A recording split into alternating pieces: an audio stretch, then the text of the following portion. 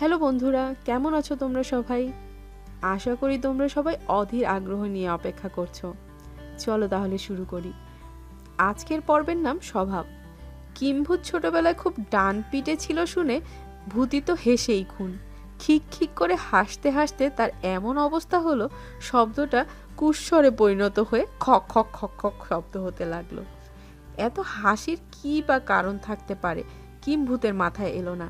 ছেলেবেলায় কে না ডান পিটে থাকে, এমনকি মানুষরাও থাকে। মানুষের বেলায় যদি তা দোষ না হয়, তাহলে ভূতের বেলায় কেন তা হবে? তাছাড়া এ তো কাল্পনিক ব্যাপার নয়, 14 আনাই সত্যি। যে জন্য সে মনে মনে বেশ খানিকটা চটে গেল। ভূতির কান টেনে বসিয়ে দিয়ে বলল, তোর কি মাথার স্ক্রুপগুলো ঢিলা হয়ে গিয়েছে? বলছি হচ্ছেটা কি? কিম্ভূতকে ভূতি হাড়ে হাড়ে চেনে। আছে আছে, বেশ আছে, খাচ্ছে দাচ্ছে, ঘুরছে, মজা করছে, মাস্তানি করছে, কিন্তু মাথা গরম হলে আর রক্ষে নেই। সঙ্গে সঙ্গে কুরুক্ষেত্র বাঁধিয়ে বসবে নিমতলায়। ভাঙচুর তো করবেই, 2-4টে অঙ্গহানিও করে ছাড়বে। ভূতি চট করে গলার স্বর দুপর্দা নামিয়ে এনে বললে, এত মাথা গরম করছিস কেন? একটু মশকরা করছিলাম আর কি। তুই যে ছেলেবেলায় দুরন্ত ছিলিস এ খবর পাড়ার সকলেই জানে। যারা স্বচক্ষে দেখেনি তারা ভূতের মুখে সেই কবে থেকে শুনে এসেছে। ভূতির মুখে একথা শোনা মাত্রই কিম্ভূতের মেজাজ জুড়িয়ে জল হয়ে গেল।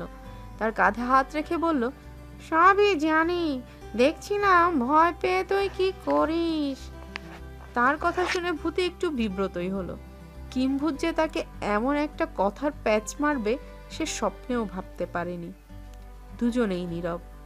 কে যে জিতল ঠিক বোঝা গেল না, তবে কিম্ভূত নিশ্চিত ছিল শক্তি বা কোনো কথাতেই তার সঙ্গে পেরে উঠবে না। হঠাৎ ভূতির আবার সবর হয়ে উঠল।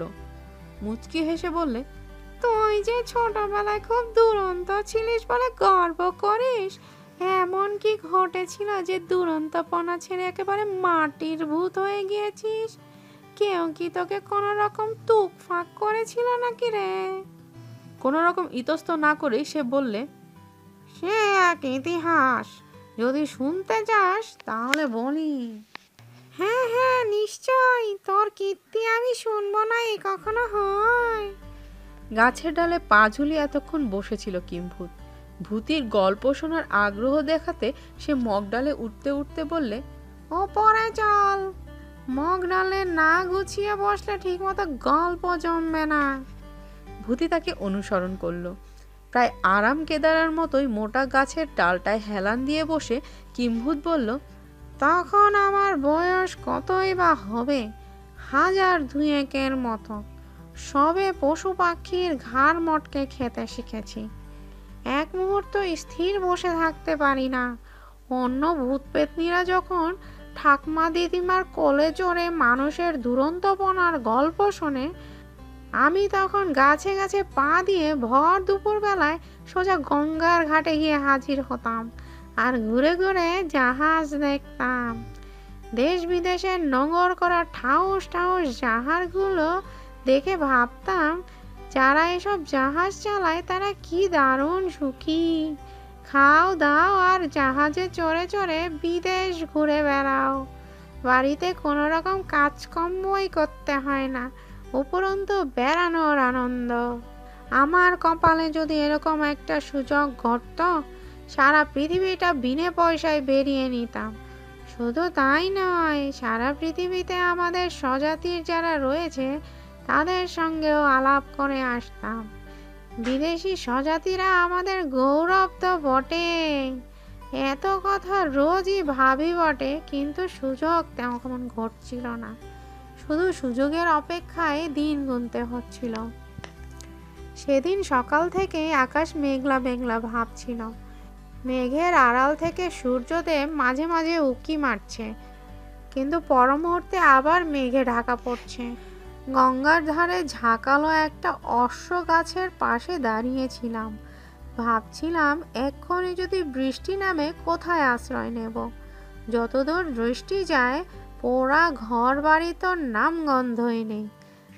একমাত্র সারবদ্ধ জাহাজগুলোই মুখের সামনে ভাসছে। সবচেয়ে কাছের যেটা, তার গায়ে লেখা হনুলুলু। জাহাজটা ছাড়বে ছাড়বে করছে। তার চিমনি দিয়ে ভক ভক করে কালো ধোঁয়া বের হতে শুরু করেছে। বয়ের আর বাঁধা শিকল অবশ্য তখনও আলগা করেনি। জাহাজের ক্যাপ্টেন নাবিকদের মাঝে দাঁড়িয়ে হাত নেড়ে কি যেন একটা বোঝানোর চেষ্টা করছে। মনে হলো এই সুবর্ণ সুযোগ। মালবাহী জাহাজ ফিরে যাচ্ছে খালি অবস্থায়, এর মধ্যে ঢুকে পড়লে কেমন হয়? বিনি পয়সায় তো দেশ বিদেশ বেড়ানো হয়ে যাবে। জাহাজের গায়ে একটা নৌকা বাঁধা ছিল। তার ছাউনির মাথায় পা রেখে একেবারে হাজির হলাম জাহাজের সিঁড়িতে। সিঁড়িতে দাঁড়িয়ে অনেকের মুখ মনে পড়তে লাগলো। একান্ত আপনজন ছাড়াও আমার প্রিয় কোলা ব্যাংকটার ভাবনায় আমার মন কাঁদছিল। আমি ছাড়া সে কারোর হাতে পোকা খেতে চায় না। হঠাৎ মনে হলো, ধুর, এত ভাবলে যাওয়া হয় নাকি? জয় মা কালী বলে ডেকের দিকে পা বাড়ালাম। ডেকের মুখে এক লগ লগে সিংহ সাহেব জাহাজের প্রবেশ অনুমতি পত্র পরীক্ষা করছিল। তাকে টপকে যাওয়াই বিপদ। কি করি? একটি খালি কাঠের পিপে নিয়ে একজন ঢুকছিল ডেকে। ফুরুত করে ঢুকে পড়লাম তার ভেতরে। সাহেব পিপেটার দিকে আঙুল দেখিয়ে প্রশ্ন করলো, ইসকা ভিতর ক্যা হ্যায়? সে জবাব দিল, কুছ নেই, বিলকুল খালি হ্যায়। সাহেবের বিশ্বাস হলো না। আঙুল দিয়ে দুবার টোকা মারলো পিপের গায়ে। হু ঝুটাবাত, বলো ক্যা হ্যায়? সে আবার বলল, কুছ নেই হ্যায়। সাহেব রেগে গেল। কুছ নেই তো ঢপ ঢপ শব্দ কিউ হতা হ্যায়? ভেতরে বসে আমি সবই শুনতে পাচ্ছিলাম। আমার তখন ভয়ে হাত পা ঠান্ডা হয়ে আসছিল। এখন সে কি উত্তর দেয়? স্যার, ধান গাছ কা তকমা মে তৈয়ার হুয়া হ্যায়, উসি লিয়ে ऐसा শব্দ হ্যায়। ধান গাছ কা তক্তা। সাহেবের দুই চোখ বিস্ফোরিত হলেও ক্রমশ তা স্বাভাবিক হয়ে উঠল এবং তাকে ছেড়ে দিল। ডেকের ওপরে পিপের মধ্য থেকেই তাকাচ্ছিলাম এদিক ওদিক। যাত্রীরা একে একে তাদের কেবিনে ঢুকে যাচ্ছে। হঠাৎ দেখি সেই লকববে সিং সাহেবটা পুই পুই করে মুখে শীষ দিতে দিতে এই পিপের দিকে এগিয়ে আসছে। সাহেবকে দেখে তো আমার আক্কেল গুরুম। পিপের মধ্যে বসে বসেই দৃষ্টি ঝাপসা হয়ে এলো। বুকের মধ্যে ডিপ ডিপ ডিপ ডিপ শব্দ হতে শুরু করলো। সাহেবের চোখে পড়লে আর রক্ষে নেই। আর কোনো শাস্তি না হলেও 100 ঘা শঙ্কর মাছের চাবুক তো খেতেই হবে। অতএব পিপে থেকে পালাতেই হবে যেভাবেই হোক। পিপের উল্টো দিয়ে একটি কেবিন। কেবিনের দরজা খোলা। ভিজে ফুটবল মাঠের শসরা খাওয়ার মতোই চলে গেলাম পিপের মধ্যে থেকে কেবিনের মধ্যে। সাহেব মচমচ করে চলে গেল, দাঁড়ালো না।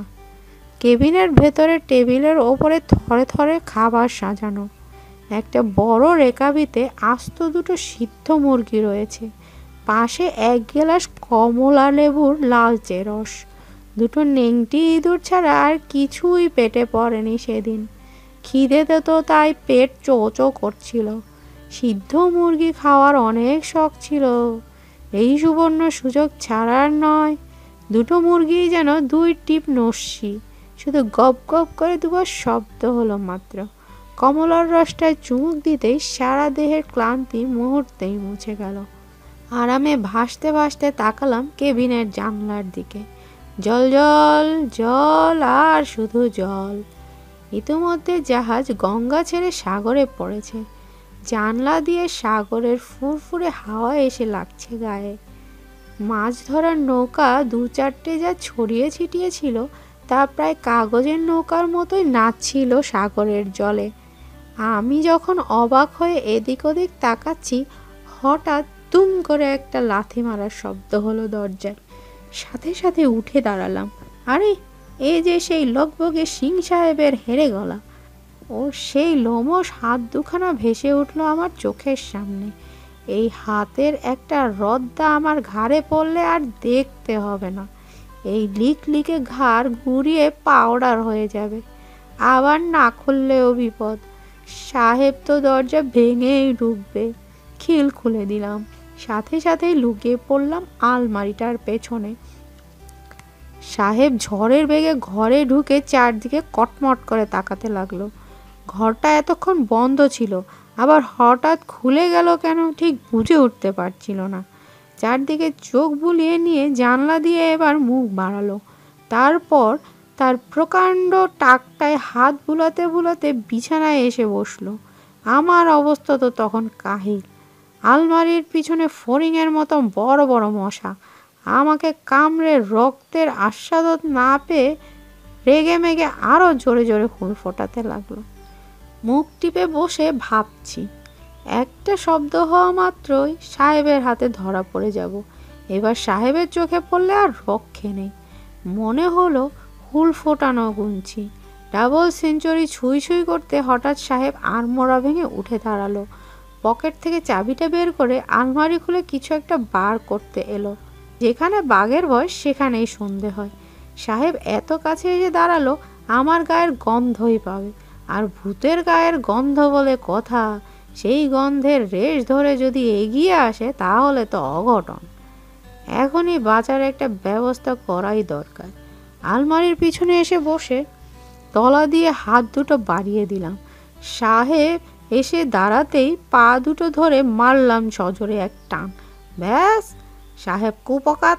আমি জানলা দিয়ে মারলাম এক লাফ, পড়লাম গিয়ে সাগরের জলে। মশার হুলের খোঁচায় তখন সারা দেহটাই হু হু করে জ্বলছিল। জলে পড়া মাত্রই সব জ্বালা বন্ধ হয়ে জুড়িয়ে এলো। এদিকে সাহেব ভূপতিত হলেও তার বিস্ময় বাড়ল বই কমল না। সঙ্গে সঙ্গে সে উঠে এসে জানলার রড ধরে দাঁড়ালো। আমি নিজেই বিপদমুক্ত করার জন্য জোর সাঁতার কাটতে শুরু করেছি। সাহেব জানলা বাড়িয়ে বিড়বিড় করে কী সব যেন বকতে শুরু করলো। তারপর হঠাৎ আমাকে দেখতে পেয়ে আমার উদ্দেশ্যে জানলা দিয়ে অবিরাম ঘুষি ছুটতে লাগলো। ভাবখানা এমন যেন আমি তার এক হাতের মধ্যেই রয়েছি। ভেসে চলছি তো চলছি, ডাঙা আর চোখে পড়ে না। জাহাজ দু একটা চোখে পড়ছে বটে, কিন্তু সবই আমার নাগালের বাইরে। এদিকে সাঁতার কেটে কেটে হাত পা টাটিয়ে উঠেছে, কিন্তু কোনোটাই উপায় নেই। এভাবেই প্রায় 1 বছর কেটে গেল। এই জলে থাকার সময় একটা হাঙর পুষেছিলাম। ওর পিঠে চড়েই আমার অর্ধেক সময় কেটে যেত। একদিন হাঙরটার পিঠের ওপর শুয়ে সাগরের জলে ভেসে আছি। হঠাৎ একটা মাছ ধরার নৌকা চোখে পড়ল। নৌকাটা আমার এদিকেই এগিয়ে আসছে। নৌকাটাকে নাকালের মধ্যে পেতেই আমি উঠে পড়লাম। উঠে দেখি চালক বিদেশি হলেও স্বজাতি। ওরা একটা নৌকা দৌড় প্রতিযোগিতায় অংশগ্রহণ করেছিল, কিন্তু মাঝপথে নৌকা ডুবে যায় এবং সবাই মরে যায়। সেই নৌকার মায়া কাটাতে পারেনি, ভূত হয়েই ওটা নিয়ে ও সাগরে সাগরে ঘুরে বেড়ায়। আমার সঙ্গে খুব ভাব হয়ে গেল। ও অনর্গল বলে যেতে লাগলো মানুষের জন্মের, ওর দেশের কথা, বাড়ির কথা, মা বাবার কথা। আমি নীরবে শুধু ঘাড় নাড়তে লাগলাম। ওকে এখন আর খুশি রাখতে হবে, নচেত এক্ষুনি নামিয়ে দেবে নৌকা থেকে, আবার জলে পড়তে হবে। অনেক ঘুরে ঘুরে শেষ পর্যন্ত ফিরে এলাম এখানে। অনেক দিন ছিলাম না, সেই কি আদর আমার। তবে সকলে একই কথা বলতে লাগলো, কি ছিলিস আর কি হয়ে গিয়েছিস, এখন যে তোর মুখ থেকে রা সরে না রে। ভূত এক মুহূর্ত থামলো। ভূতি এতক্ষণ হাঁ করে কিম্ভূতের কথা শুনছিল। বললে, তা তুই তো নদীর দেশের ভূত, জলে পড়ে তোর স্বভাব এত পরিবর্তন হলো কেন? কিম্ভূত একটা ঢোক গিলে বললে, সাগরের ওই বন্ধুর মুখ থেকে শুনেছিলাম ওই সাগরের নাম ছিল প্রশান্ত মহাসাগর। প্রশান্ত মহাসাগরের জল যার পেটে পড়ে সেও নাকি ওই সাগরের মতোই শান্ত হয়ে যায়, আর আমিও তাই হয়েছি। বলবি তা? ভূতি হি হি করে হাসতে হাসতে লুটোপুটি খেতে লাগলো।